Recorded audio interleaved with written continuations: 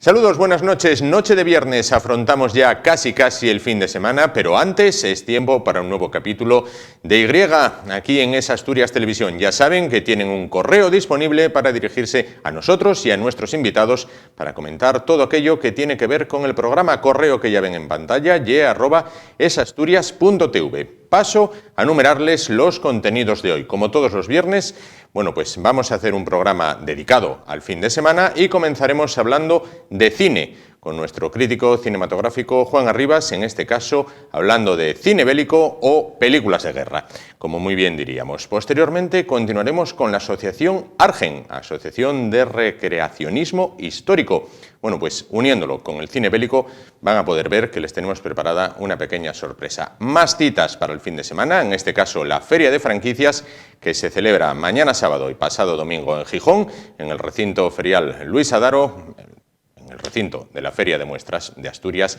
y finalizaremos también, como todos los viernes, con el Padre Elías, hablándonos de lo desconocido, de lo sobrenatural, de lo paranormal, en este caso del espiritismo. Cabecera y comenzamos.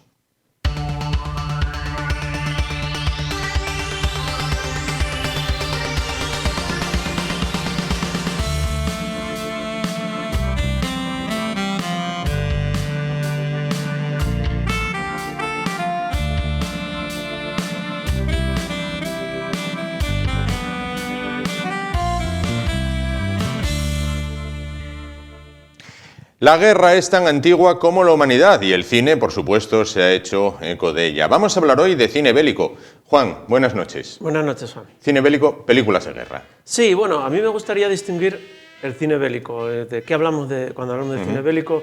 Además, en estos tiempos que empieza a estar la cosa un poco así complicada. Sí.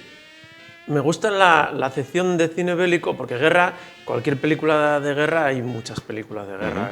Hay guerras antiguas, modernas, lo que tú decías, la guerra está en la historia del hombre desde el principio. Pero el término bélico, yo quiero asimilarlo más a este cine en relación con los tebeos aquellos de hazañas bélicas, con aquellas tardes de sábado cine, de especial Navidad, de ir con los amigos al cine por verano, o sea, ese cine bélico, pero que se refiere un poco más a la guerra como aventura, como romántico, un poco más inocente, ¿no? Este que hubo en los principios, sobre todo después de la Segunda Guerra Mundial, que hasta que ya empezó a entrar este cine, que ya quería remarcar un poco, oye, pues la injusticia de la guerra, las miserias de la guerra, las causas políticas, claro. las injusticias, bueno, estamos hablando ya de Sendero de Gloria, de Platoon. Bueno, yo quería dejarlo hoy más, quizá otro día tengamos más ocasión, dejarlo un poco más encuadrado en esto, en este cine bélico.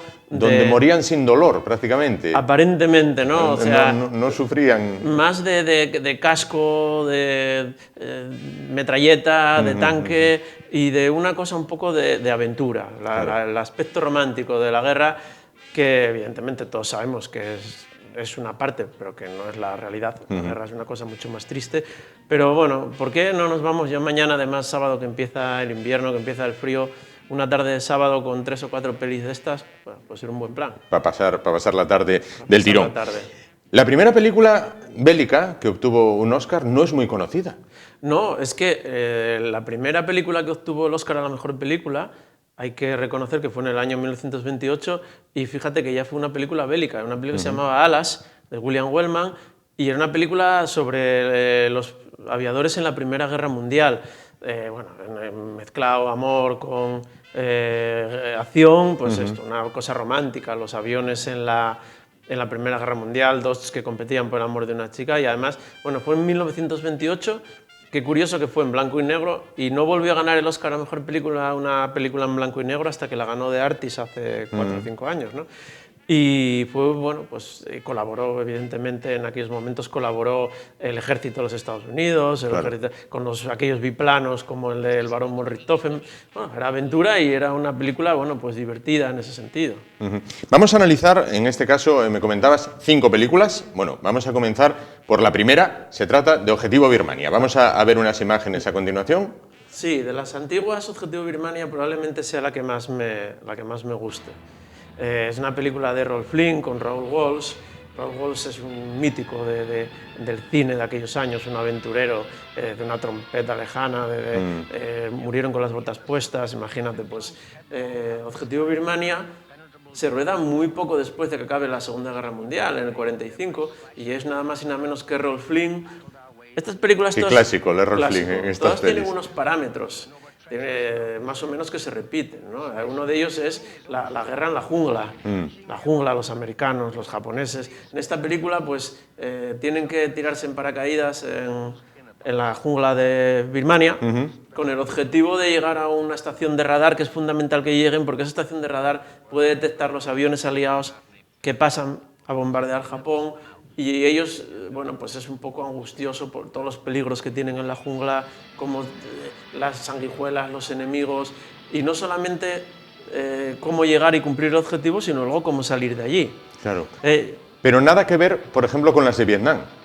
No, bueno, es otra cosa, ¿no? Ahí el enemigo son los japoneses y son un enemigo un poco, bueno, estandarizado, ¿no? El enemigo es el japonés. En Vietnam ya es otra cosa, en Vietnam ya entramos en política, ya entramos en los derechos humanos, en las razones o no de la guerra. Aquí de momento todavía estamos en otra cosa, estamos en divertirnos un sábado por la tarde viendo Objetivo Birmania. Claro. Esta película tiene una curiosidad, que es además la película que pusieron la noche que murió Franco. ¿Ah, sí? En el día que murió Franco, antes ya todo lo que pasaba, como había dos cadenas y muchas veces solamente una, era un acontecimiento. Sí. Y el día que murió Franco, que yo me acuerdo que estaba encantado porque al día siguiente no iba al colegio, ese día además me dieron una doble satisfacción, la de no ir al colegio y la de que quitaron la programación para poner Objetivo Birmania. Fíjate, o sea que, pues mira, era un detalle que ni conocía. Vamos con la segunda película, en este caso, bueno, un clásico del desembarco en Normandía, como es El día más largo. Sí, El día más largo también. A esas, hay antes hablamos de la jungla, de los peligros de los japoneses. En El día más largo tiene otros componentes también muy típicos. Tiene la resistencia. Sí. Esos de la resistencia, esos señores franceses con boina que guardan una radio en un pajar, que dicen unas contraseñas, tienen los bigotes largos, eso quería decir que ya se podía empezar, ¿no? Y luego, bueno, una serie de cosas, el paracaidista que cae en el campanario, que de hecho en el pueblo de Francia en el que... De Saint-Mer-l'Église. Que pasó eso, efectivamente, está en el campanario una reproducción. Una reproducción, sí. Bueno, Robert Mitchum... Tiene un gran reparto esta película. Hombre, ¿no? es que esas películas hacían un poco corales, como se dice. Era una gran superproducción dirigida por Ken Anakin, con distintos directores de unidades, la unidad francesa, la unidad alemana, la unidad inglesa, y luego grandes actores, John Wayne, nada más y nada menos, Robert Mitchum, que es el que se tira, se salta de la lancha en las playas de Normandía, y bueno, y todo lo que supuso ese día y todo lo que supuso para el mundo y para Europa ese momento, pues en un primer acercamiento, ¿no? A mediados de los años 60, para que lo viésemos y bueno, y tuviésemos ya una idea de lo que había pasado ahí. También es una película mítica de sábado por la tarde o de sábado de cine en aquellos años, ¿no? La tercera película, en este caso, tiene que ver también con la Segunda Guerra Mundial, tiene que ver con la Operación Market Garden, es la de Un puente lejano. Un puente lejano, otra superproducción fabulosa, dirigida por Richard Attenborough. Ahí hay otra serie de componentes. Primero, entra el elemento, en muchas de estas películas, y en esta especialmente, el héroe nunca es el gran general. Al contrario, el gran general es el que da las órdenes y los héroes son los que, bueno, sabiendo que probablemente la cosa esté muy mal, de ahí Un puente lejano. El papel de Sean Connery interviene en la película y es un teniente, me parece, del ejército que está encargado de saltan en paracaídas, tienen que llegar a unos puentes antes de que los vuelen los alemanes, y él dice al final, siempre pensé que ese puente iba a estar demasiado lejano, porque en realidad esta película les sale todo mal, esa parte de la guerra mientras llegan a Alemania hubo varias contraofensivas de los alemanes que salen en muchas películas, como 12 el patíbulo, como y las Ardenas misma, y esta concretamente, bueno, intentan llegar y la verdad es que les sale bastante mal, no llegan, y bueno, pero aquí está todo lo que tiene el cine bélico, los comandos con esa boina, las lanchas estas de plástico, las ametralladoras, Robert Redford,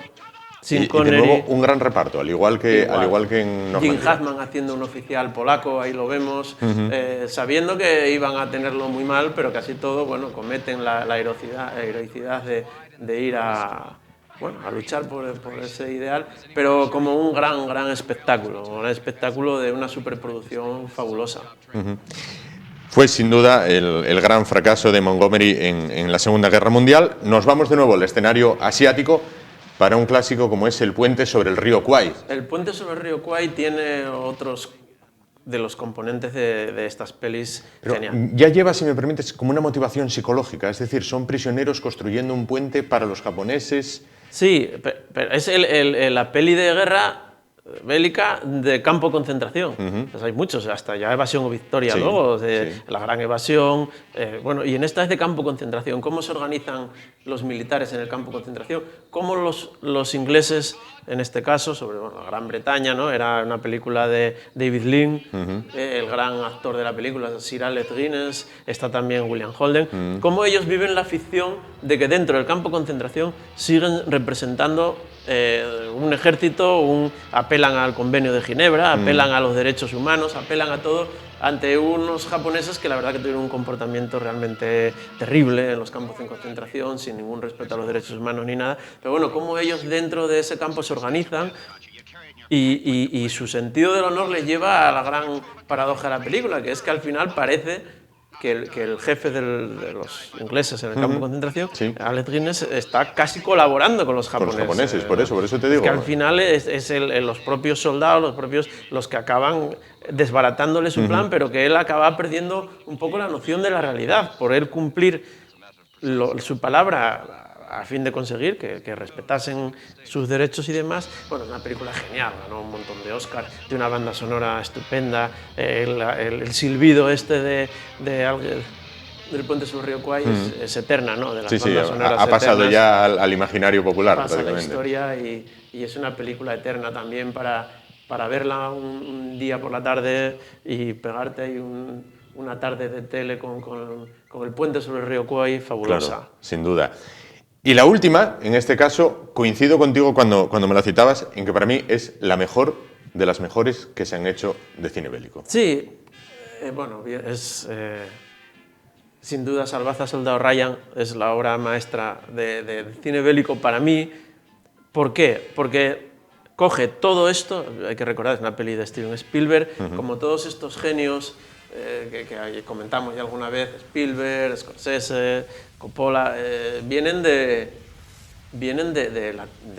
su docencia, es el cine. O sea, ellos vienen de ver películas. Entonces, Spielberg ha mamado todas estas películas que hemos contado antes, las ha visto, las ha disfrutado, las ha visto los tebeos de hazañas bélicas, Sí. y él hace una película en la que quiere, por una parte, dar un gran espectáculo con todo esto, y quiere, bueno, resaltar el papel de los soldados americanos y de la gente, que el papel de lo que hicieron en esa batalla de Normandía por la humanidad. Y con esta escena que estamos viendo ahora mismo, no solamente hace una gran película, conjuga todo y además da portazo y finaliza todo lo anterior. Claro. Porque esa inocencia de esas películas, esa inocencia de lo que tú decías, que mueren pero sin morir, Mueren sin dolor, de casi bromas, en el momento que se baja ese portón, que vamos a ver cómo se baja ahora mismo, ahí acaba de morir todo. Claro.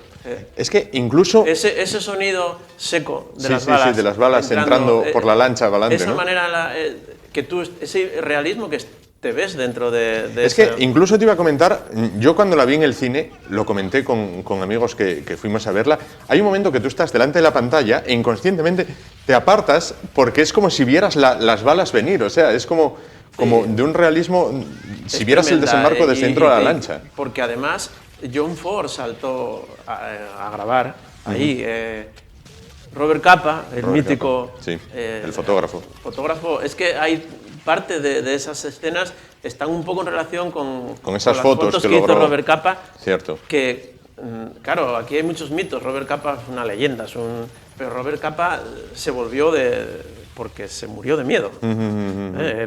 Muchas de las fotos se perdieron porque él no pudo soportar. Es que el miedo de ese momento te lo transmite esta película. Y ahí pues se acaba la inocencia del cine bélico. En este momento se acabó la inocencia del cine bélico y ahora es otra cosa. Con escenas verdaderamente desgarradoras, como el soldado que lleva su propio brazo, ahí lo vamos a ver, ahí lo tenemos. No volveremos a ver nunca una película como aquellas. Y esta es una película magistral, cómo desarrolla la personalidad de cada uno de los soldados que van. Los integrantes del pelotón. Revela que los soldados en ese momento son soldados, pero en otro momento de su vida son otra cosa. Tom Hanks era un maestro de escuela. Cómo cada uno tiene sus motivaciones, cómo escenas cuando van buscando entre las chapas, hay que recordar, creo que la vio casi todo el mundo, pero si no se puede volver a ver porque hay que volver a verla. El soldado Ryan era el cuarto de cuatro hermanos, y 3 ya habían fallecido.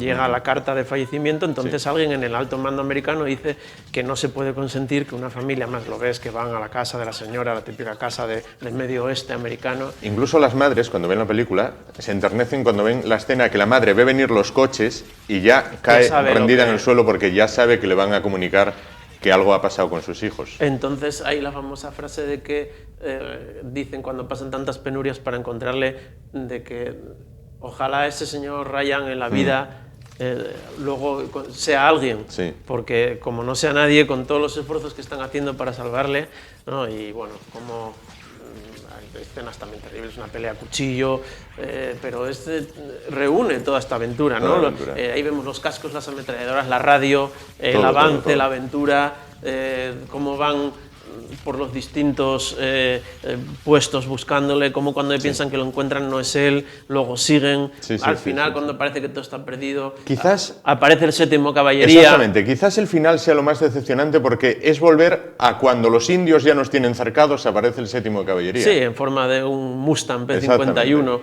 Y el final es un poco también sensiblero, pero yo pienso que es que está bien que recuerden que debemos mucho, ¿no? En estos días, además, a aquella gente que no está dejó... mal cuando a veces se pone en duda entre la seguridad, la paz, la guerra, todo esto que hablamos a veces. Bueno, pues esto está bien verlo y reflexionar un poco sobre ello. Si no hubiese sido por ellos y por la vida de toda esta gente, pues a lo mejor estábamos en una situación un poco peor. Quizás si no fuera por esos hombres que desembarcaron en Omaha, quizás los alemanes aún tomaran café en París. Seguro. Sin duda. Juan, una pregunta te quería hacer. España es un país con muchísima historia, con muchísimas guerras, y no hay apenas cine bélico español serio. Porque seguro que es un tema muy complicado. Aquí ver las cosas como un espectáculo y ver con objetividad y bueno, pues España es un tema complicado. Nos daría para... Hay cine bélico en España, podemos hablar de Los últimos de Filipinas, Orgullo y Pasión, pero somos demasiado pasionales. Aquí no somos capaces de ver las cosas con un poco de perspectiva y, oye, vamos a hacer una película de guerra, pero por el espectáculo de la guerra, ¿no? Claro. Es complicado. De hecho, para hacer el Cid tuvieron que venir los americanos. Ahí, con eso, ya queda todo prácticamente, prácticamente dicho. Pues Juan Arribas, nuestro crítico cinematográfico, muchísimas gracias por acercarnos lo que es el horror de la guerra. Como se dice siempre, quienes más odian la guerra son los militares, y en este caso, porque son los que mueren en primer lugar. Seguro. Y en este caso, bueno, pues nos has acercado el horror de la guerra que ojalá esté para siempre muy lejana. Muchísimas gracias por estar con nosotros y te emplazamos para el próximo viernes volver a hablar de cine, ya de lo que tú quieras. Estupendo, muchas gracias. Pues muchísimas gracias. Nosotros nos vamos ahora a publicidad y nada, tan solo un momentito y dentro de un momento nuestros siguientes invitados que van a tener que ver con el desembarco en Normandía. Ahora los vemos.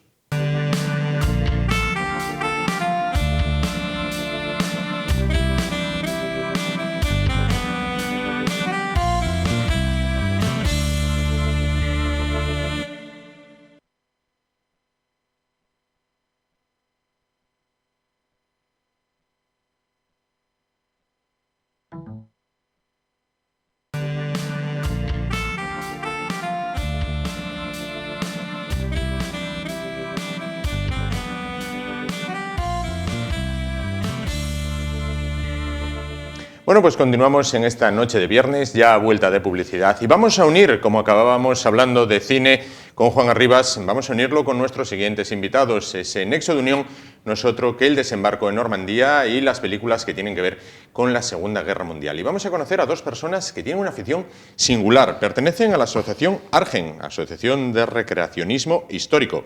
Son David Díaz, presidente de la asociación. Buenas noches. Buenas noches.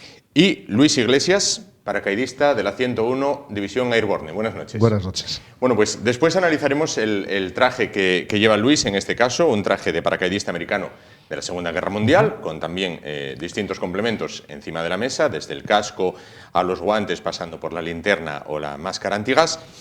Pero vamos a comenzar hablando de lo que es vuestra afición. ¿De dónde os nace esta afición? Bueno, yo creo que todo esto, a todo el mundo que nos dedicamos a la recreación histórica, te surge de la afición a la historia propiamente dicha. Todo el mundo nos gustaba desde pequeño la historia. Seguramente sacábamos buenas notas en historia, seguramente peores en matemáticas. Y después fuimos pasando por diferentes etapas, a lo mejor las maquetas, empieza la gente a hacer maqueta, que es lo que había hace 20, 30 años, y llegamos al coleccionismo de los uniformes, y en eso seguimos. Pasamos de coleccionar pequeñas figuras o leer libros de historia a tener una pequeña parte de la historia en nuestros armarios, en nuestras casas. Claro.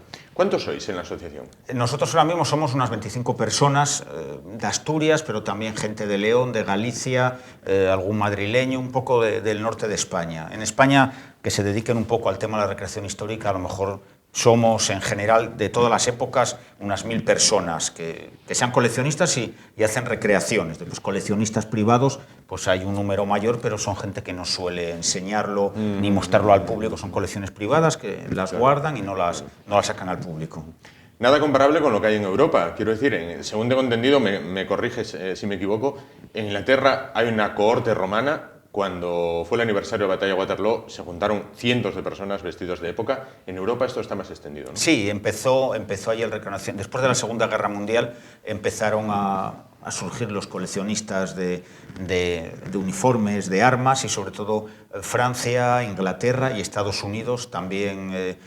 Y últimamente Rusia. Rusia, desde que cayó el telón de acero, también hay bastante coleccionismo allí, y efectivamente hay grupos de recreación de época napoleónica, de época romana, con 400, 500 personas, y se recrean pues, batallas o periodos de la historia tranquilamente con 2.000, 3.000, o en Waterloo creo que este año, si no me equivoco, hubo unos 15.000 recreadores reviviendo la batalla, haciendo la batalla en el lugar donde había sucedido. Lo hacen también en Normandía, lo hacen en Rusia, y en Inglaterra también hacen reuniones anuales. Aquí en España somos menos, pero bueno, estamos empezando. Esto en España lleva unos 10, 15 años más o menos. Claro. Nosotros, pues, bueno, podemos decir que fuimos de los primeros grupos que hubo en el norte de España, seguro, de la época que recreamos, y en España de los primeros. Claro.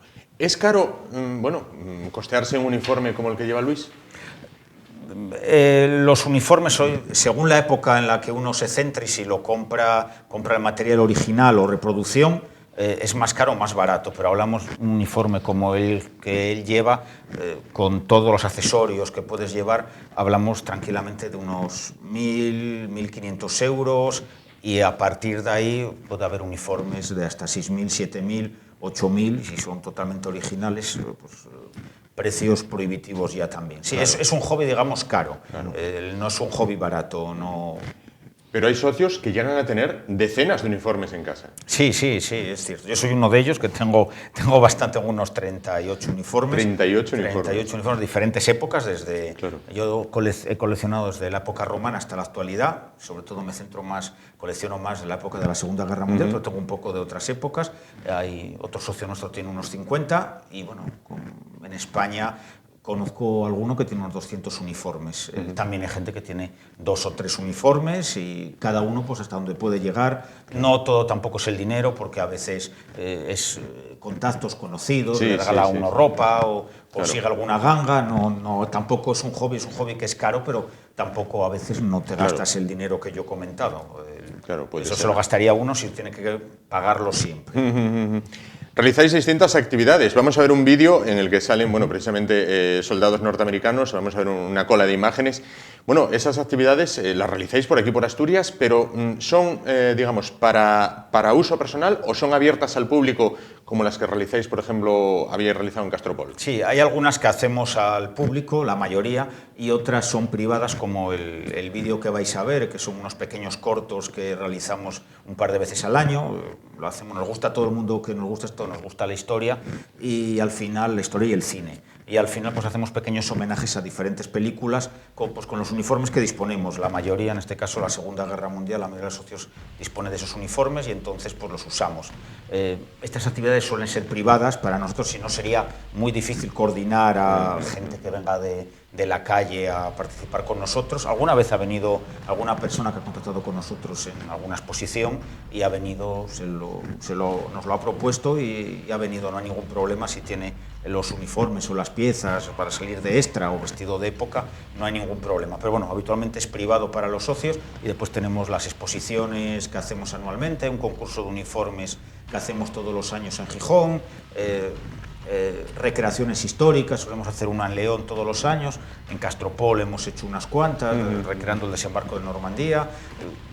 Esas sí que están abiertas al público para que la vea y también están abiertas a cualquier coleccionista o recreador que quiera participar. El único requisito es que disponga el uniforme correcto y sin tachas, sin fallos. No, claro. Nosotros no vamos disfrazados, sino que los trajes que llevamos son 100% auténticos, 100% guiados. Recreación 100%, no un disfraz de carnaval. Precisamente os quería preguntar, la documentación tiene que ser, vamos, exhaustiva.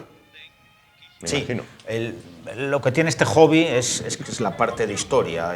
Una cosa es comprar el traje, tenerlo, ponerlo 2 veces al año, o cuando hacemos un vídeo, una exposición, ponerlo en un maniquí, y otra cosa es cuando uno lo compra, tiene que estudiar mucho lo que compra, el pantalón, la hebilla, esto que me venden es original, también hay muchas falsificaciones en el mundo del coleccionismo, y entonces pues ese trabajo de documentación al final te hace conocer mejor la historia, una del traje que vas a comprar o que has adquirido y de la época, porque uno lee los libros y se acaba encontrando un reflejo de la época en la que vivía ese traje y esas personas.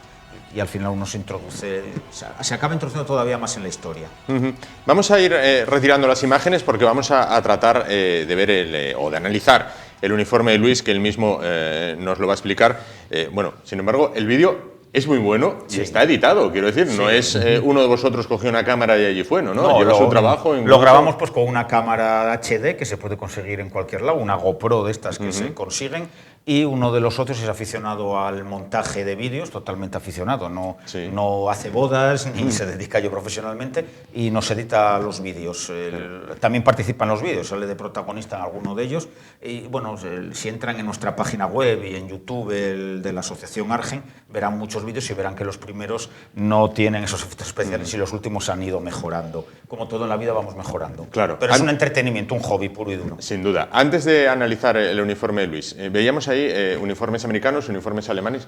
¿Son más vistosos los uniformes alemanes? Sí, de la época de la Segunda Guerra Mundial el más vistoso para mí, para cualquier persona, hablando objetivamente, es el alemán. Es el más elegante, el diseño que tenía. Es cierto que los más funcionales son seguramente los americanos. En esa época es cuando se dejó de usar la lana y se introdujo las fibras sintéticas, el nylon, por ejemplo, como el que lleva Luis, que está aquí a mi lado. Los alemanes siguieron usando la lana. Fue el último ejército que usó la lana y a partir de los años 40 se empezó a usar las fibras modernas. Pero el más vistoso es ese uniforme, obviamente, bueno. Siempre se comenta que parte de esos uniformes los diseñó Hugo Boss, aunque después Hugo Boss lo procuró ocultar esa parte de la historia por sus temas políticos, claro. Pero él fue el que diseñó el diseño de los trajes en realidad de las SS. Los trajes alemanes de esa época eran herederos de los trajes prusianos, claro. Y eran bastante elegantes, hay que reconocerlo. Luis, te tenemos ahí pasando calor, bueno, porque con los focos y para encima el uniforme que debe dar bien de calor. Te íbamos a pedir si te podías poner en pie y explicarnos el uniforme que llevas. No hay problema ninguno. Pues adelante, cuando quieras. El uniforme que solemos utilizar y que utilizamos en la asociación es un uniforme del paracaidista de 101 transportada y requeremos más o menos lo que es, si David no me corrige, es la compañía Easy. Vagan Brothers, de hermanos de sangre, utilizamos el mismo uniforme que utilizaban ellos. Es un uniforme de paracaidista con refuerzos en las rodillas y en los codos a la hora del salto. Botas son unas Corcoran altas para el salto, para poder protegerse y caer. Solían llevar en la pierna derecha un cuchillo a mano, para eso únicamente era o bien para salir de un apuro o bien para cortar el paracaídas en un momento dado. Claro. Incluso llevaban un bolsillo interno donde llevaban una pequeña navaja para el mismo uso. Para el mismo uso, claro. Luego llevamos unas trinchas 1936. Este es un cinturón específicamente con cargadores para un M1 Garand. Con balas. Con balas, que si queréis os las muestro. Sí. Esto es una recreación nada más de las balas. Son falsas, no Son usamos falsas, armamento pero de es verdad. el mismo peine con los mismos cargadores que llevaban ellos y con la misma bala. Sí, y el mismo calibre. Sí, sí. Nosotros las solemos comprar para rellenar los huecos y para hacer más real todavía lo que tenemos. Claro. Luego, aparte de eso, lleva... Este es un machete. Ajá. Digo, perdón, machete, no, una bayoneta Una que bayoneta. se iba en la M1 Garand, Sí. enganchada. Luego llevan, si veis en la parte de atrás, una mochila, un musete donde metían toda la ropa, la muda, Sí. comida, la ración SK, Sí. llevaban los utensilios para la comida y demás. Ajá. Una cantimplora Sí. para Sí, llevar sí, agua. Solían llevar algún bolso más si querían. En los hombros, donde van los galones y el emblema, pues solían poner otros bolsos más extras. Podían poner los bolsos que querían. Claro. Era un poco la élite en ese momento era la élite del paracaidismo, Ajá. porque estaba la 82 aerotransportada y la 101. Sí. Eran las dos más o menos compañías de élite y eran nuevas en esa época. Y son las que saltaron antes del desembarco de Normandía, primeras horas de la noche. Sí. Y luego algunos suboficiales y oficiales llevaban una cartuchera de cuero, hecha de cuero, donde llevaban un Colt 1911, que se utilizó hasta los años 90 aproximadamente. Claro. Y se sigue utilizando. Una curiosidad. Sí. ¿Cuánto peso llevaba o acarreaba un paracaidista en la época? Vamos a ver, si nos ponemos con las trinchas, correaje, paracaídas, bolsa extra, más una bolsa que suelen llevar en la pierna, con más comida, con más bolsas, más munición, estamos hablando de unos 50-60 kilos sin contar el paracaídas Y sin contar el arma. y sin contar el arma. Que el arma, En Normandía llegaron a saltar Sí. con unos 80 kilos. Claro. 80 kilos. 80 kilos. En realidad se dice que una persona puedes llevar un tercio de tu peso, es lo que podrías cargar como máximo. Deberías cargar. Ellos cargaban con casi el mismo peso, Casi el mismo de peso ellos, que ellos. el 100%. Hay imágenes y fotografías de los paracaidistas saltando en Normandía. Les tenían que ayudar para subirse al avión porque ellos no podían caminar hasta el avión y subir las escaleras y levantarse y saltar. Se tenían que ayudar unos a otros porque ellos llevaban demasiado peso. Llevaban todo lo que iban a necesitar cuando saltaron allí. En cuanto llegaban a tierra, soltaban la mayoría y quedaban pues, con lo básico. Con lo básico. Pero sí, llevaban bastante peso. Sí, sí. Más de lo que se lleva hoy en día los ejércitos modernos, no llegan a esa cantidad de peso que llevaban ellos. Claro. Bueno, me imagino que lo guardas como en un paño, el sí, uniforme. lo tengo guardado en mi caja, el uniforme está en su percha reglamentaria y bueno, yo con Argen llevo unos 3 años. Yo me aficioné mucho a las películas bélicas y para mí una de las mejores películas, para mí, es El día más largo. De la que hablamos recrea- anteriormente. es la que recrea realmente el desembarco de Normandía, aunque no es la 101 de los tres Bueno, es la, sí, el 82. Es que estarás más cómodo. Sí, no, es que con la pala es un, Sí, es con la un pala, incordio todo esto. claro. Y yo me empecé con, como decía David, yo empecé con las maquetas cuando era joven, cuando tenía 13, 14 años. Sí. Luego me gustaba la historia, me gustó ver películas bélicas, tengo una colección bastante amplia de películas bélicas, tengo maquetas también, colecciones de aviones. Claro. Y a partir de ahí los conocí y vi lo que podían hacer. Claro. Entonces me aficioné Y decidiste enrolar. y decidí enrolarme y decirle, vamos a ver, ¿qué recrean? ¿Qué hacen? Ah, bueno, esto es lo que a mí me gusta y no es vistoso. Claro, en España no lo hay. Es lo que decía David, en Europa está muy arraigado. Tú vas al 70 aniversario, yo estuve en el 71 aniversario y yo estuve en el cementerio americano. Y me fui con mi uniforme de la 101 aerotransportada dando honores a esos que habían muerto en su día. Y para mí, vamos a ver, es un orgullo, es una ilusión y es recrear y vivir las sensaciones que tuvieron que vivir críos de 17, 16 y 18 años ese 6 de junio del 44. Claro. Verlo allí. Y entonces te vas a ver a los museos, a Saint-Mère-Église, Carentan, Pont du Hoc, y vas recordando y lo que vas leyendo, lo que vas escuchando y gracias a ello lo que vas viendo, Sí. te va sonando todo y parece que estás realmente inmerso en la historia. Viviendo la historia. Viviendo la historia, sin duda. Sin duda, pero bueno, es una afición que, vamos, a mí me tiene maravillado y supongo que va a más en Asturias, ¿no? Bueno, sí, la gente... El problema que tiene hoy en día es que para el que se mete en esta afición tiene que tener una base cultural, claro. Y a veces no encuentras tanta gente interesada en la historia hoy en día como seguramente había hace años. Pero bueno, sí, siempre van apareciendo... es un hobby minoritario, a fin de cuentas, pero siempre va apareciendo gente, siempre nos va llegando el relevo generacional un poco más joven que se van aficionando un poco al coleccionismo. Claro. Pero sí es verdad que hace 15 años no había nadie y hoy en día pues... En Asturias, bueno, nosotros somos 25, pero puede haber otras 100 personas aficionadas que se dedican a otras épocas y otras asociaciones. No hay muchas, pero hay 2 o 3 más. O sea que, bueno, van saliendo cosas adelante. Se van haciendo exposiciones, se van haciendo concursos como el que reorganizamos nosotros, alguna recreación. Poco a poco se van haciendo cosas dentro de la crisis que hay hoy en día, claro. Y que todo esto nos lo pagamos nosotros. No, la mayoría no, aquí no hay subvenciones. No, por supuesto. Las armas, nos decías, son ficticias. En este caso, bueno, para evitarse el lío de la tenencia. Sí, son reproducciones que se venden para adornar en casa, ni disparan ni nada. Son muy similares, no exactamente iguales a las reales, pero para adornar y para llevarlas por una exposición pues es suficiente, ¿no? ¿Y vehículos? ¿Llegáis a manejar algún tipo de vehículo? También, nosotros tenemos en la asociación hay un socio que tiene un Jeep de la Segunda Guerra Mundial y después...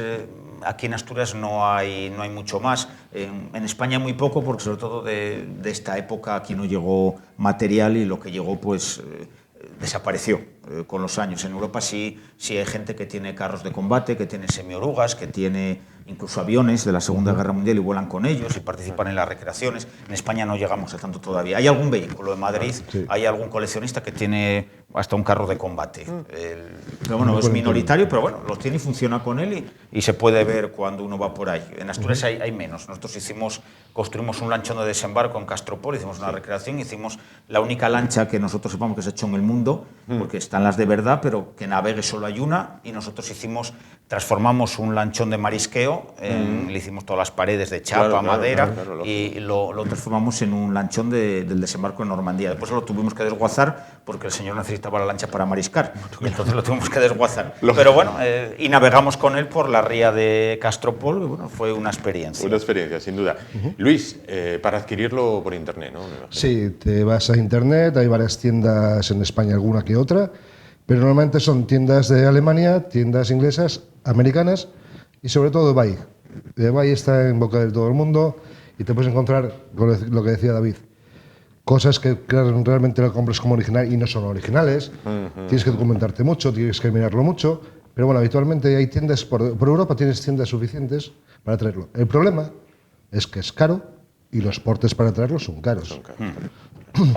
Oye, pues muchísimas gracias por estar con nosotros y quería proponeros que para la fecha de la Constitución, del 6 de diciembre, bueno, en el entorno de esa fecha que grabaremos lo más posible un programa que tendrá que ver con la Constitución, si podíamos volver a contar con vosotros, pero con traje de la época napoleónica. No sé si tenéis solo de franceses o hay algo de españoles. Nosotros no tenemos, pero os puedo poner en contacto con gente que tiene. Porque nosotros, yo particularmente esa época no tengo, hay algún socio que sí tiene, pero bueno, os puedo poner en contacto con una asociación que se dedica precisamente al tema napoleónico aquí en Asturias. Claro. O sea que no habrá problema, imagino, por parte de ellos. Pues encantados de vivir la historia con vosotros, de que tengáis esta afición, oye, tan singular, de rendir un homenaje, sin duda, como bien decías, Luis, a esa gente que dieron sus vidas por la libertad, un poco similar a, un poco a lo que está pasando ahora, ¿no? Eso es. Hablábamos antes con nuestro invitado del cine que las personas que más odian la guerra son los militares porque son los que la sufren más directamente. Me imagino que vosotros, como aficionados al tema militar, deseáis que todo se quede como está, que no haya que lamentar. Nosotros en realidad solo coleccionamos uniformes. No conozco a nadie que se dedique al coleccionismo que sea aficionado a que una cosa es que te guste la historia o los ejércitos o los uniformes. También coleccionamos no solo uniformes militares, sino a veces hay gente que colecciona uniformes de bomberos, yo también colecciono uniformes de policías. No conozco a nadie que que le guste la guerra ni que sea un gran belicista. No suele haberlo en el... Como lees mucho y coleccionas estas cosas, pues no te llama la atención las guerras, es más, las llegas a odiar. Y los que son militares, que algunos conocemos, tampoco les he visto yo que sean muy aficionados a jugarse los cuartos. Por supuesto. Pues muchísimas gracias por estar con nosotros esta noche de viernes y esperamos veros de nuevo muy pronto. Muchísimas gracias. Gracias a ti. Nosotros nos vamos ahora a publicidad y dentro de un momento volvemos con la Feria de Franquicias que tendrá lugar en Gijón mañana y pasado.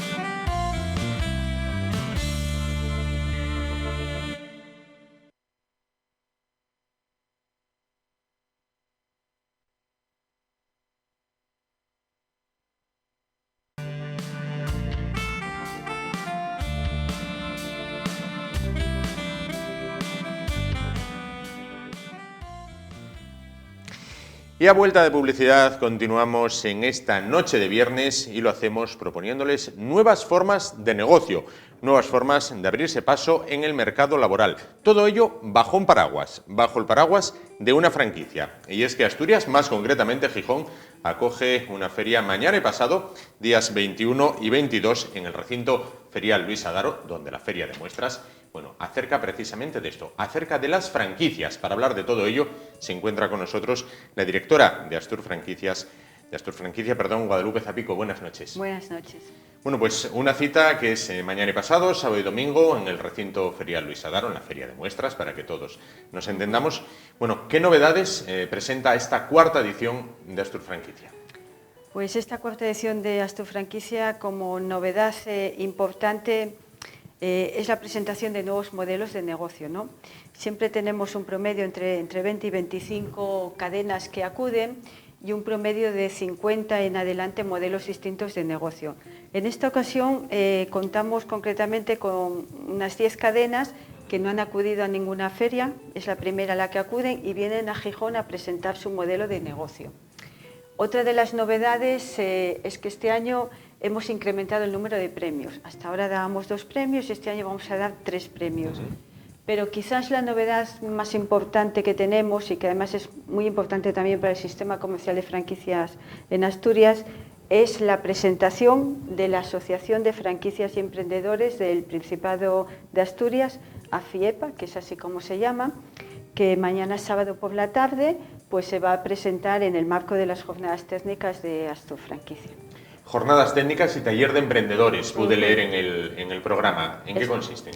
Bueno, las jornadas técnicas, en la primera edición, lo que hicimos fue una serie de conferencias que las imparten siempre consultores o expertos en franquicia y en emprendimientos, normalmente abogados, economistas.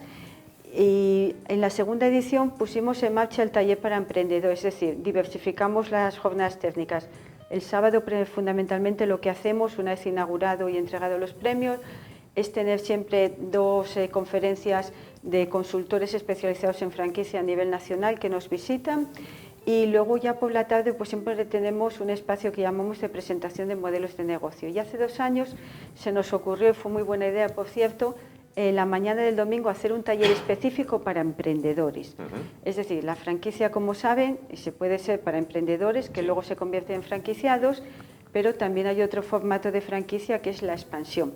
Bueno, pues las mañanas del domingo en Astur Franquicia, desde hace 3 años, esta es la tercera edición, hacemos un taller para emprendedores, específico para emprendedores.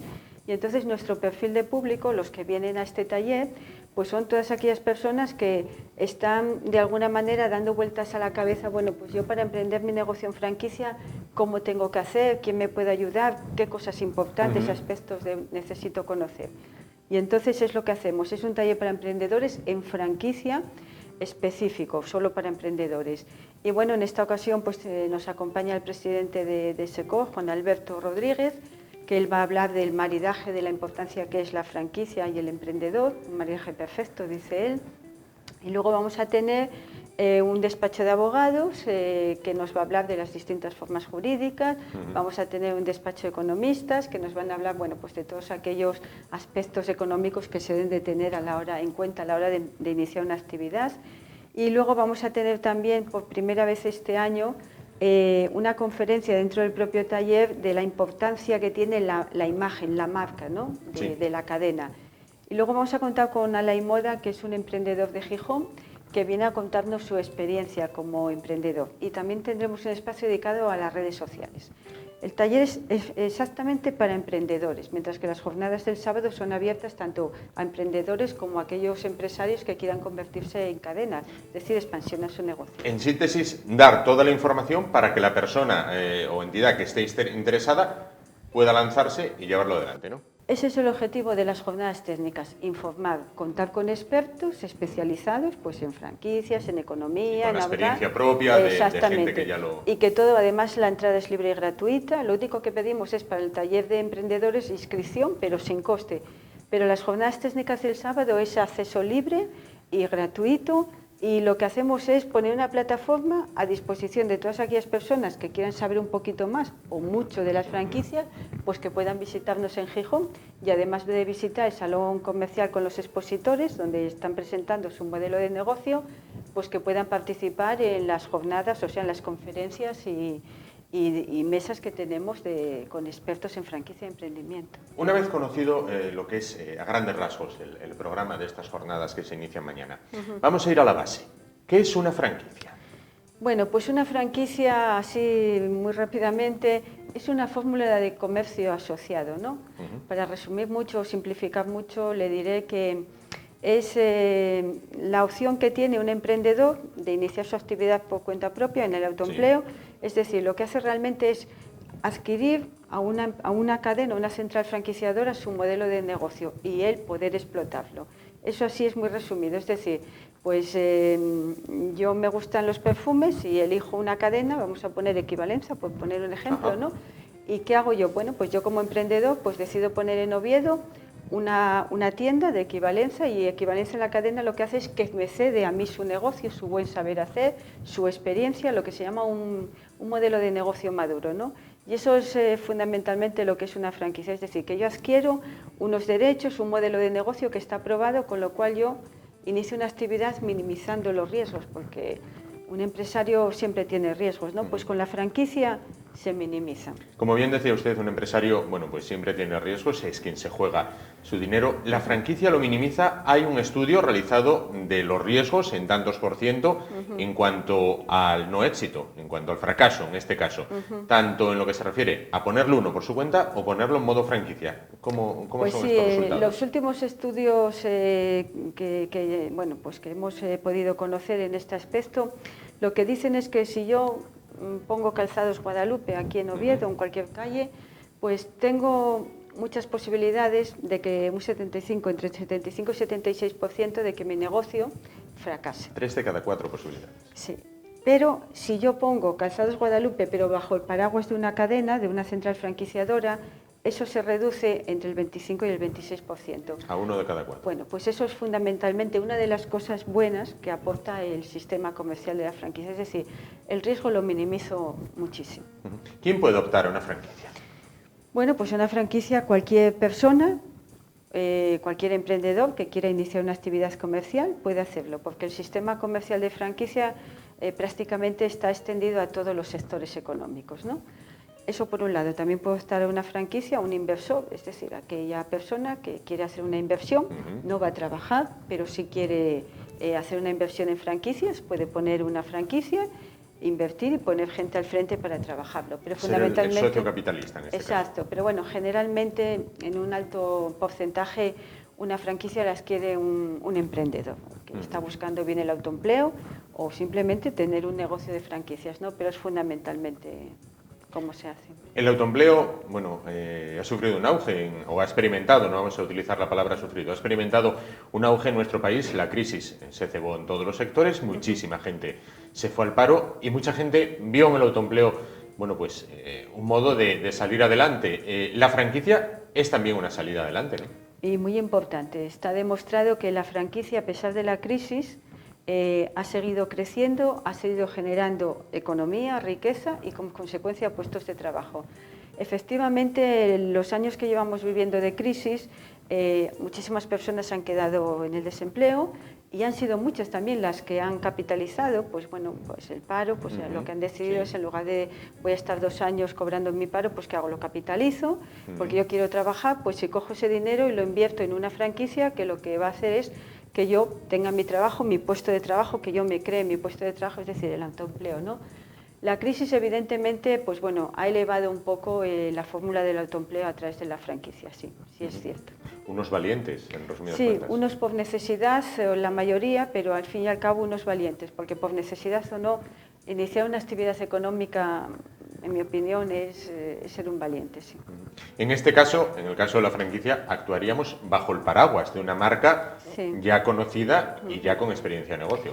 Pues sí, porque cuando uno se suma al sistema comercial de la franquicia como franquiciado, lo que pones en marcha es tu propio negocio, pero con lo que es el modelo de negocio de otra empresa, ¿no? Entonces, yo lógicamente en mi negocio tengo que ocuparme todos los días de trabajar, de generar ventas, de atender a mis clientes, de cumplir horarios, etcétera, etcétera.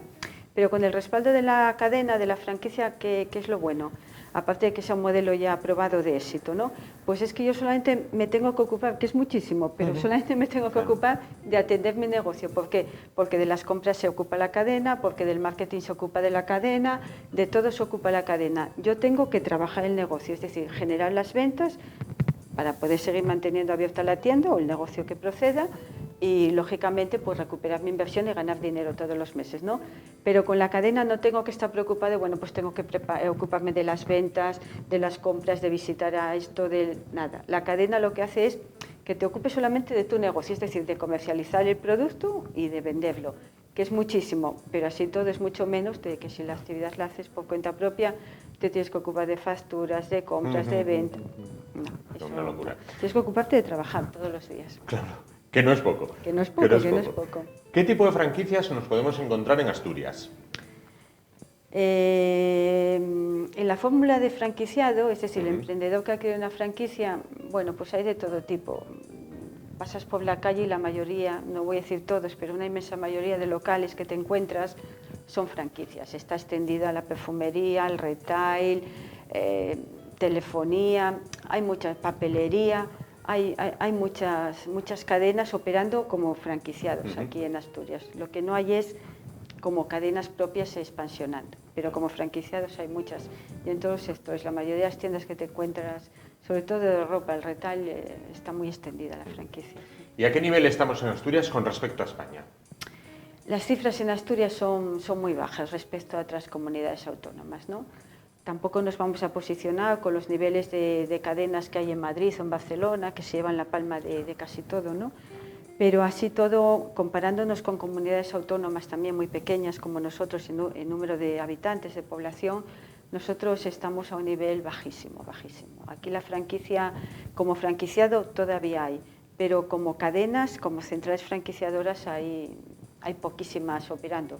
Y la prueba es que nosotros en nuestra feria hay años que hemos tenido una, hay años que hemos tenido dos, y en este caso concreto de la feria que mañana se inicia, tenemos 3 cadenas. Tenemos una de telefonía, BlaBlaTel, que es un emprendedor de Gijón.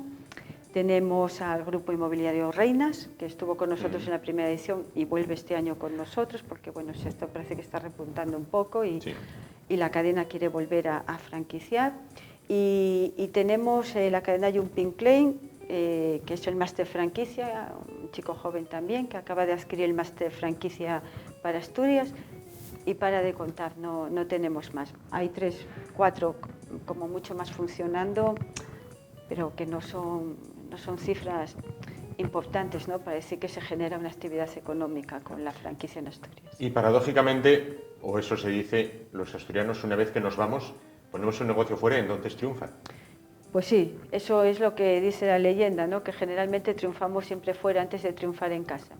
Pero bueno, aquí hay muchas cosas que hacer en Asturias y nosotros por eso hacemos esta feria. Somos la única empresa que está haciendo actividades de la franquicia, con éxito desde el primer momento, tengo que decirlo, porque nuestra feria desde noviembre de 2012 que hicimos la primera edición funcionó, con gran acogida de firmas de cadenas importantes que nos apoyaron en la primera edición y con mucho público, ¿no? Y además con un dato también muy importante que demuestra también un poco lo que somos o cómo somos en Asturias. del público que nos visita a lo largo de mañana, sábado y el domingo, voy a hablar de las ediciones pasadas. Sí, claro. Tenemos evidentemente mucho público de Asturias, tanto de Gijón, que se hace en Gijón, como de Oviedo, las cuencas, etcétera, ¿no? Pero es que tenemos un número muy importante de público que nos visita de las comunidades limítrofes. Por ejemplo, todo lo que es la zona de León, Castilla, León, todo Zamora, Salamanca, Valladolid, hasta Madrid, viene muchísima gente. Todo lo que es la zona de Cantabria y el País Vasco también nos visita. Y la zona que linda la frontera con Galicia también, ¿no? Entonces, tenemos mucho de público de Asturias, pero es que tenemos mucho también de las comunidades limítrofes, ¿no? El norte, nosotros pretendemos consolidarnos como referencia en el norte de España y vamos camino de ello, porque consolidarse en Asturias como referencia lo estamos, somos la referencia. Cuando alguien piensa en franquicia, siempre piensa en tu franquicia, las instituciones, los organismos oficiales, las asociaciones empresariales nos llaman muy a menudo, llaman a ellos preguntándoles, ¿no? Cualquier institución, sea FADE, sea una cámara, sea quien sea, ¿no? Y entonces les dan nuestro teléfono de contacto, que al final nosotros organizamos una feria, pero como conocemos el sector y a los agentes del sector, pues les podemos poner en contacto, pues según la cuestión que nos plantee, pues con esta persona o esta entidad, para resolver las dudas que tengas y ayudarles en lo que podamos. Por eso digo que en Asturias sí ya somos el referente de la franquicia. Nuestro objetivo es crecer en la feria y consolidarnos a nivel del norte. Nosotros es el norte, lo que realmente quisiéramos consolidarlo como referencia. El objetivo, norte, sí. A cumplir. Estoy pensando en una de sus respuestas anteriores, bueno, la empresa matriz, voy a llamarla así, bueno, te tutela, no tienes que preocuparte de distintos aspectos de los que te ocuparías si abrieras un comercio, bueno, de manera individual. Entonces puede ser quizás también una buena opción para aquellas personas que nunca regentaron un comercio. Es la mejor opción realmente. Cuando una persona además pues tiene inquietudes y le gustaría ser empresario, es también otra forma de aprendizaje, el hacerlo a través de la franquicia. Porque los contratos de franquicia, según las cadenas que nos visitan en la feria y que sabemos que es así, son unos contratos mínimos de 5 años, ¿no? Alguna cadena puede dar un poquito más de tiempo, pero bueno, en general son 5 años, aunque hoy todo es negociable, pero vamos a hacer un promedio de 5 años. Pues es una buena fórmula de conocer el mundo empresarial a través de la franquicia, porque durante esos 5 años se aprenden muchísimas cosas todos los días, no solamente en el negocio, en el modelo de negocio concreto que estés desarrollando, sino en general, porque bueno, al final aprendes a tratar con la gente, te das cuenta de muchos aspectos, porque aunque los haga la cadena, realmente te los dan hechos, pero tú valoras y ves cómo se funciona, ¿no? Es una fórmula de aprendizaje muy buena. Es una buena pregunta, Juan. Gracias. ¿Y es caro poner una franquicia? Pues depende. Esta semana estuvimos... Te lo pregunto porque habrá muchísima gente que diga, bueno, bien, pero ¿y de aquí cuánto? No, es que otra leyenda que tiene la gente piensa que adquirir una franquicia es un McDonald's. No, hay franquicias pues de todo tipo, ¿no? Hoy en día está muy extendido un precio medio 20, 30, 40.000 euros. Por ejemplo, de estas franquicias asturianas que están mañana y pasado en la feria con nosotros, este día de atrás, en una de las presentaciones que hicimos, la cadena BlaBlaTel, creo que Germán Posadas, su CEO, comentó que eran 18.000 euros y la de Jumping Klein creo que comentó de que eran 15.000 euros. Es decir, todo es dinero y cuando se tiene que gastar todo es caro, es evidente, ¿no? Pero bueno, con unos 15, 18, 20.000 euros que tú puedas abrir tu negocio y empezar a trabajar, pues como digo, todo es inversión, ¿no? Pero bueno, es una inversión llevadera y que en general pues estas pequeñas inversiones, bueno, pues son con cierta medida pues fáciles de conseguir sin tener que recurrir a la financiación de los bancos, porque bueno, pues algo que tú tengas capitalizado, a lo mejor del paro, un poquito de ayuda de la familia, pues bueno, reunir 15, 18, 20, 25.000, pues bueno, es una cosa que estamos viendo que es lo habitual, que incluso entre la familia pues ayuden al emprendedor para que ponga en marcha la franquicia, sí. Es un promedio de dinero, ¿no? Hay más, mucho más, pero por ese dinero también se puede poner un negocio en marcha. Sí. Pues Guadalupe Zapico, directora de Astur Franquicia, muchísimas gracias por acercarnos lo que es el mundo de las franquicias y por presentarnos esta cita, como decimos, mañana en el recinto ferial Luis Adaro de Gijón, en la Feria de Muestras, los días 21 sábado y 22 domingo. Muchísimas gracias por estar con nosotros y, como digo, bueno, pues toda la suerte del mundo, no solo para ustedes, sino también para aquellas personas valientes que den el paso y adelante con el negocio. Muchísimas gracias a vosotros por invitarme y darme la oportunidad de comentar qué es una franquicia. Pues aquí estamos, muchísimas gracias. Gracias. Y nosotros nos vamos a publicidad entre 2 y 5 minutos, como siempre, y en un momento volvemos con más temas. Hasta ahora.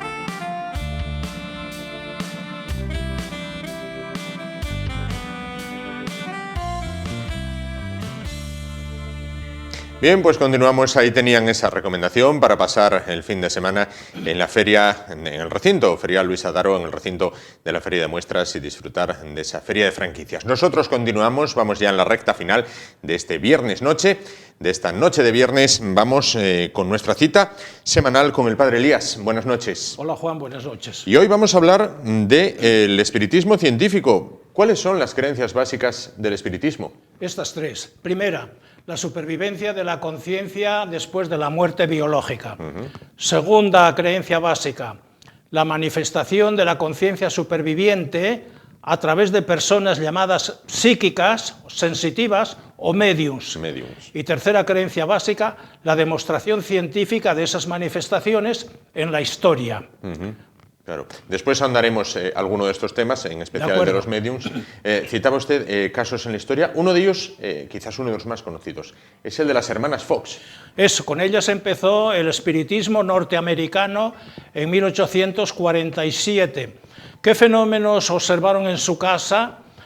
Pues, en primer lugar, golpes en el suelo, golpes en las paredes, golpes en el techo, pequeños temblores, luces extrañas. Ante esta fenomenología paranormal, preguntaron qué espíritu está produciendo estos fenómenos. Si es un espíritu desencarnado, que dé 2 golpes.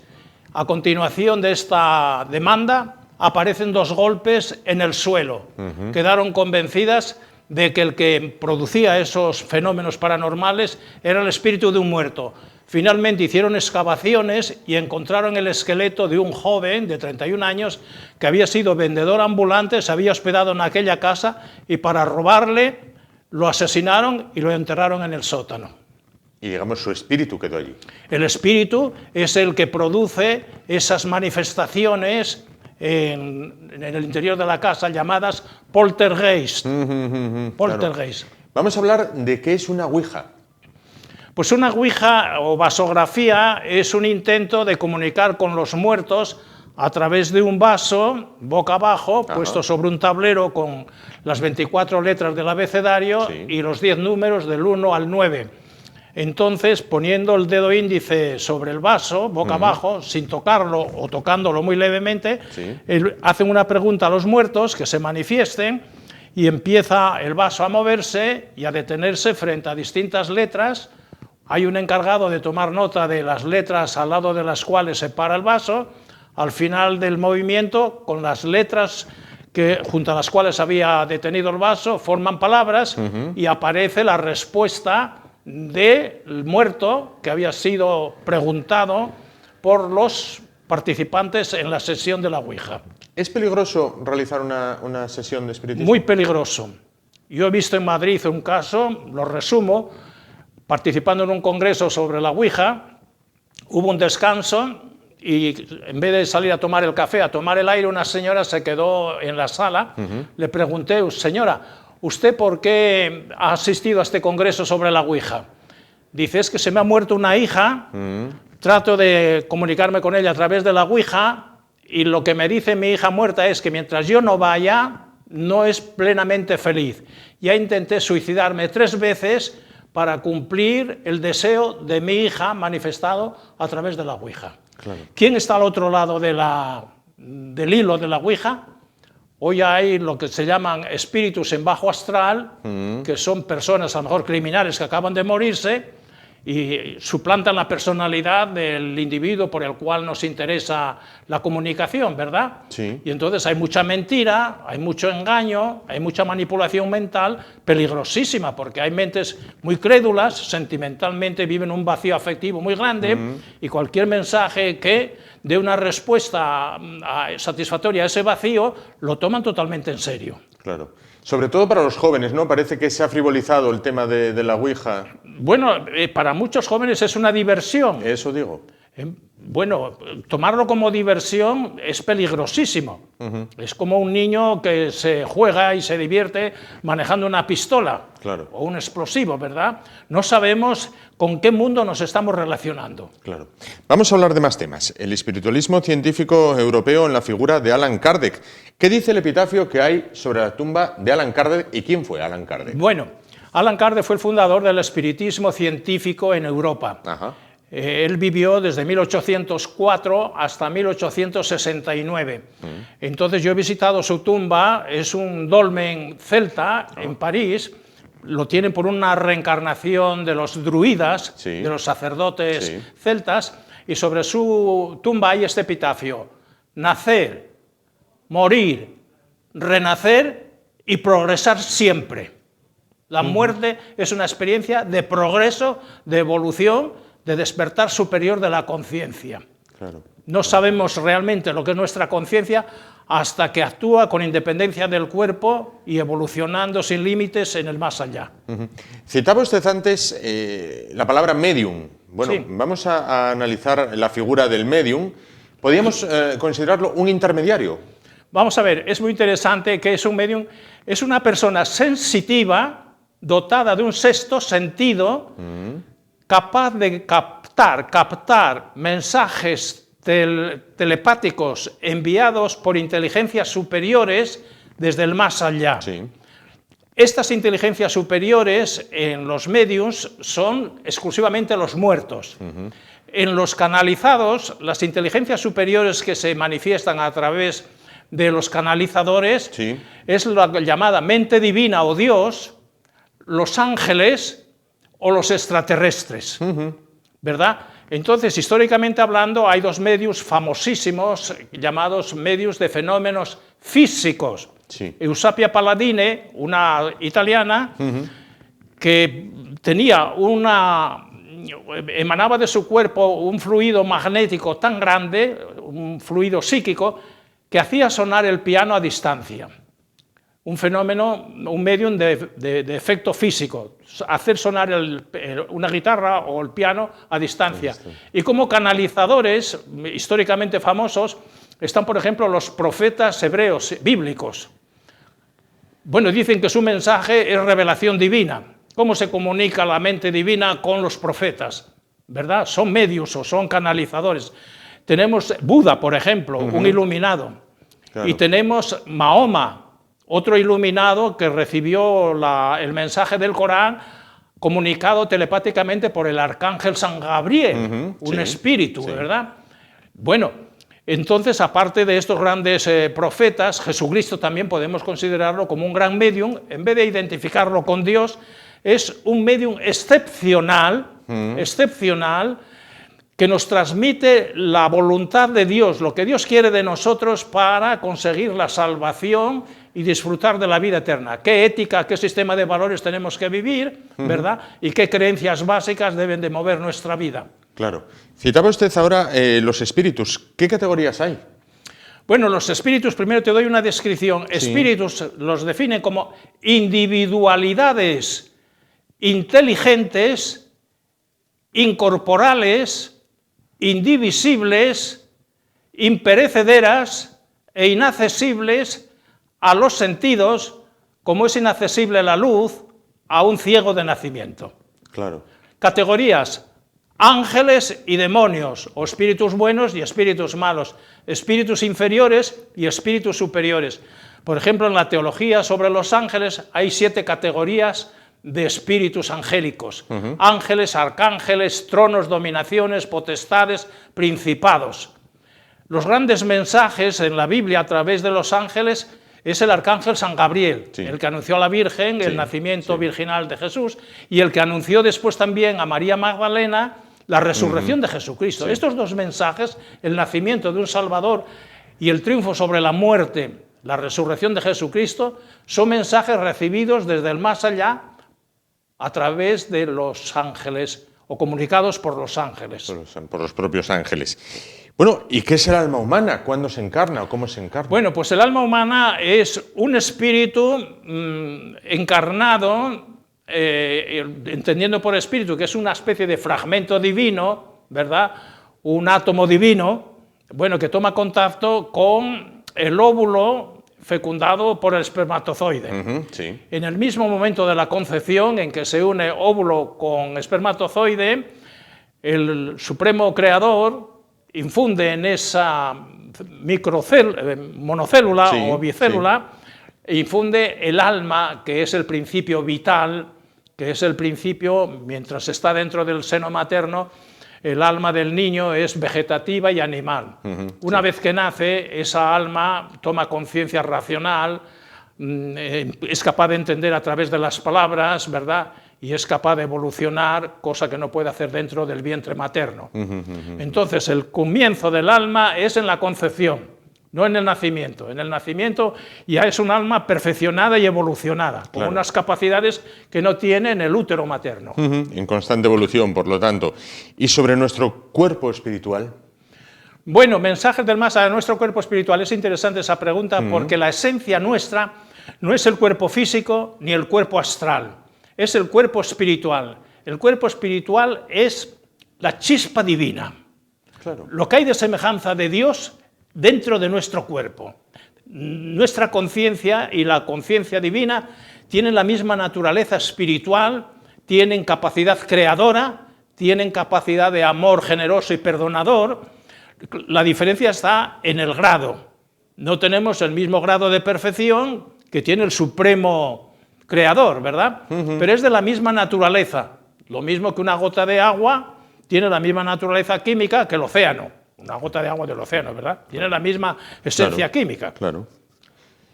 Hay que hablar también de la espiritualidad, espiritualidad de la materia. Ah, bien, es otro mensaje interesante. Toda materia tiene una dimensión espiritual.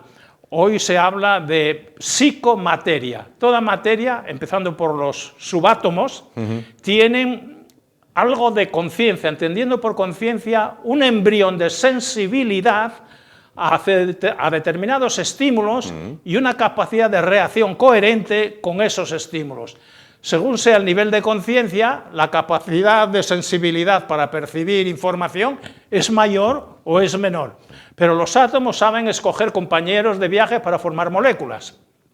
Esa sabiduría que une dos átomos de hidrógeno con uno de oxígeno para formar una molécula de agua, bueno, es tan sabia que ese matrimonio es más indisoluble que el matrimonio de un hombre con una mujer. ¿Verdad? Claro, claro. Hay una sabiduría innata, una información codificada en los átomos que regula su comportamiento para unirse entre ellos, formar moléculas, etcétera, etcétera.